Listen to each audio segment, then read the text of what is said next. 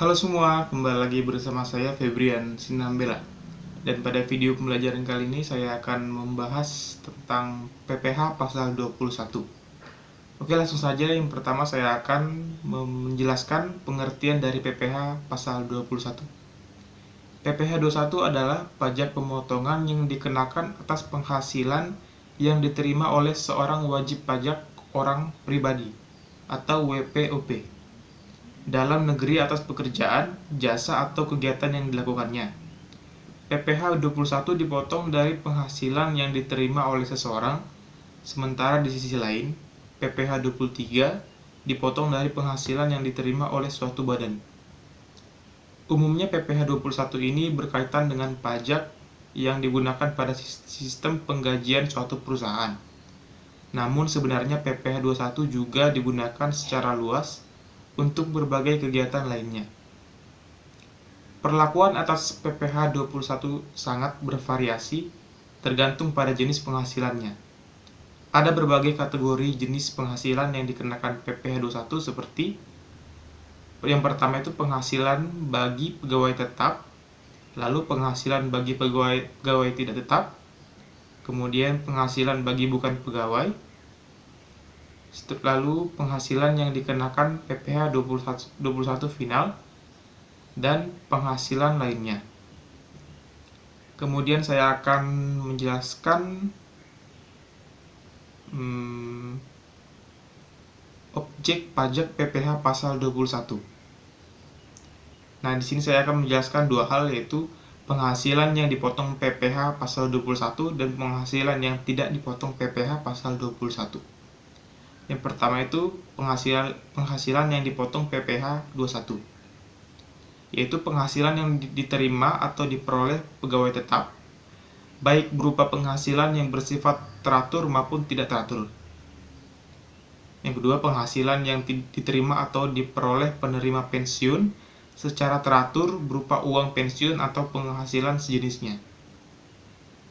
Dan yang ketiga itu penghasilan sehubungan dengan pemutusan hubungan kerja dan penghasilan sehubungan dengan pensiun yang diterima secara sekaligus berupa uang pesangon, uang manfaat pensiun, tunjangan hari tua atau jaminan hari tua, dan pembayaran lain sejenis.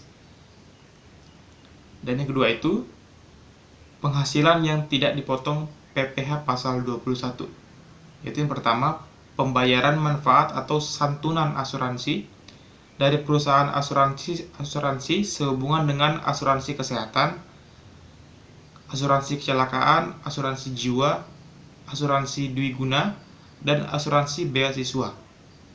Yang kedua itu penerimaan dalam bentuk natura atau kenikmatan dalam bentuk apapun diberikan oleh wajib pajak atau pemerintah, termasuk pajak penghasilan yang ditanggung oleh pemberi kerja, termasuk yang ditanggung oleh pemerintah merupakan penerimaan. Dan yang ketiga itu iuran pensiun yang dibayarkan kepada dana pensiun yang pendiriannya telah disahkan oleh Menteri Keuangan, iuran tunjangan hari tua atau iuran jaminan hari tua kepada badan penyelenggara tunjangan hari tua atau badan penyelenggara jaminan sosial tenaga kerja yang dibayar oleh pemberi kerja. Nah, langsung saja mungkin saya akan menjelaskan rumus dan cara perhitungan PPH 21 itu sendiri. Perhitungan PPH 21 dilakukan dengan mengalihkan tarif pajak dengan dasar pengenaan pajak atau jumlah bruto dari penghasilan yang ditetapkan. Umumnya penghasilan yang diterima atau diperoleh tersebut akan dikurangi dengan unsur pengurang yang juga ditetapkan sesuai dengan peraturan yang berlaku. Rumus cara menghitung PPH 21 sebagai berikut, yaitu PPH 21 sama dengan tarif pajak kali penghasilan pengurang. Bagi pihak penerima penghasilan yang belum memiliki NPWP, perhitungan dilakukan dengan memiliki 120% dengan total pajak yang terhutang, yaitu PPH 21 yang harus dibayar sama dengan 120% dikali PPh 21 terutang.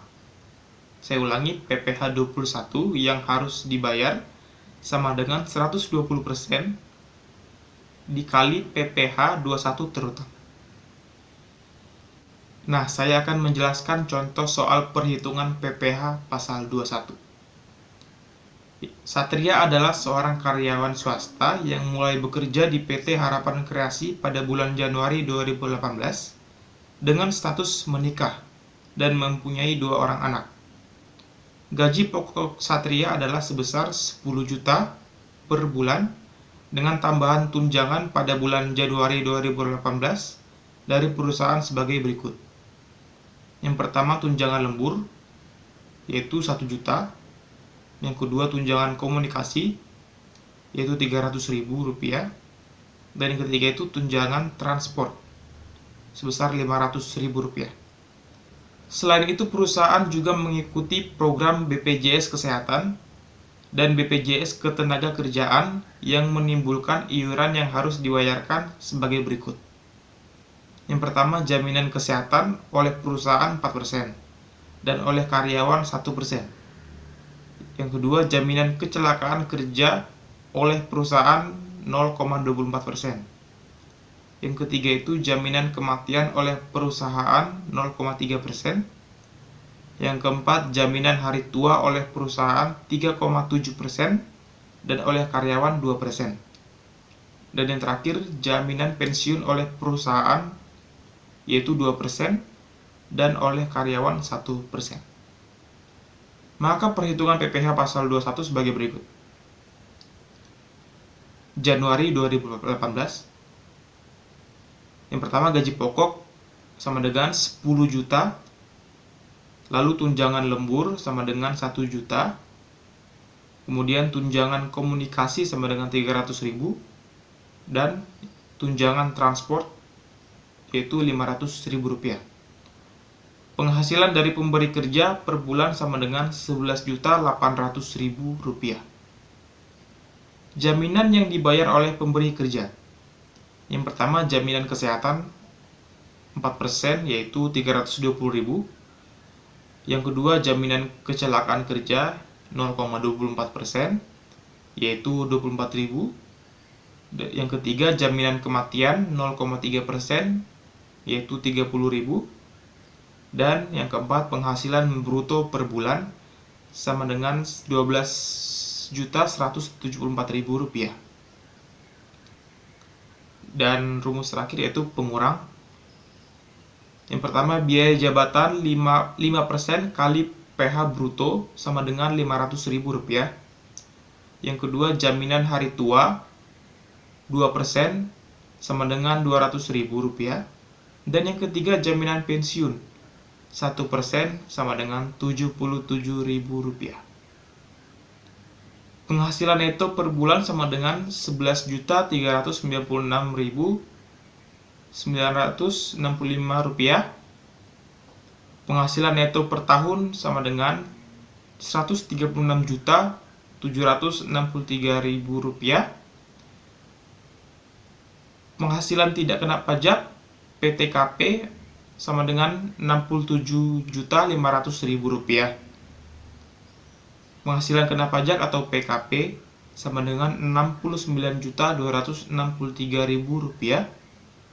Penghasilan kena pajak atau PKP kurang pembulatan ke ribuan terdekat. Lalu PPh 21 terutang setahun atau 12 bulan sama dengan Rp5.389.450. PPh 21 terutang Januari 2018 sama dengan Rp449.120.000. Berarti PPh 21 yang harus dipotong oleh PT Harapan Kreasi pada bulan Januari 2018 adalah sebesar Rp449.120.000. Mungkin sekian video pembelajaran kita pada hari ini. Semoga video pembelajaran ini bisa menjadi bermanfaat bagi kita semua. Dan sampai jumpa di video berikutnya.